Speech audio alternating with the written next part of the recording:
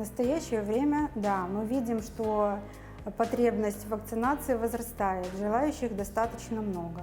Есть группы риска, которые подлежат обязательной вакцинации. Прежде всего, это медицинские работники, работники образования, учителя, люди, которые работают в дошкольных учебных заведениях, то есть это детские сады, и работники социальной сферы.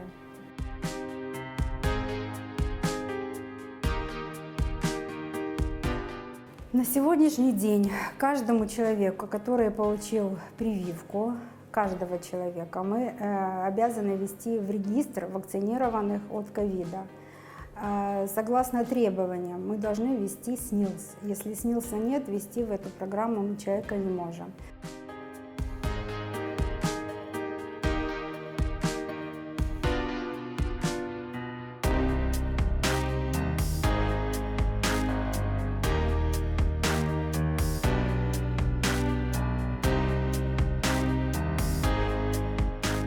Для проведения вакцинации необходим осмотр врача, но есть противопоказания, которые не подлежат люди, имеющие эти противопоказания, не подлежат вакцинации.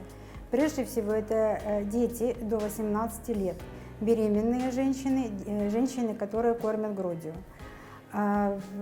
лица с первичными и вторичными иммунодефицитами, онкологические заболевания, тяжелые аутоиммунные заболевания, прогрессирующие течения, а также острые заболевания и хронический период обострения.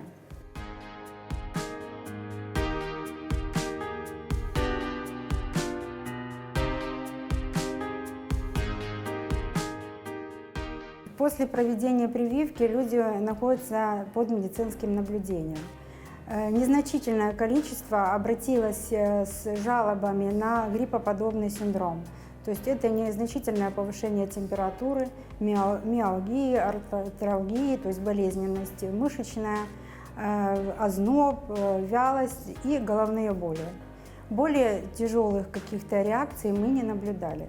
Прививку я делал 5 февраля, следующую мне нужно делать через 21 день, это получается 26 февраля. Как мне сказали, если вы не болели, то ничего не будет. Но если вы где-то там по чуть-чуть переболели, может быть, даже сами это не заметили, у вас появились антитела, то, возможно, немного, скажем так, вы ее почувствуете. И в самом деле я и супруга ее почувствовали.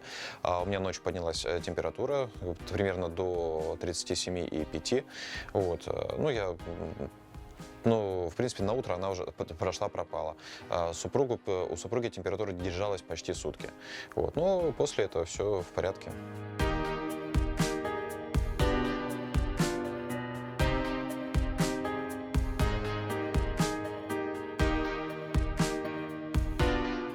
Вероятность, конечно же, есть, как и после перенесенного заболевания коронавирусной инфекции.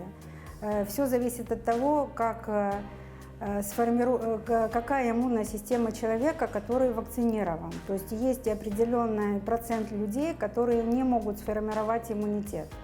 То есть либо его напряженность будет недостаточно, либо она снизится через определенное непродолжительное время после проведения прививки. Поэтому однозначно ответить на этот вопрос тоже невозможно.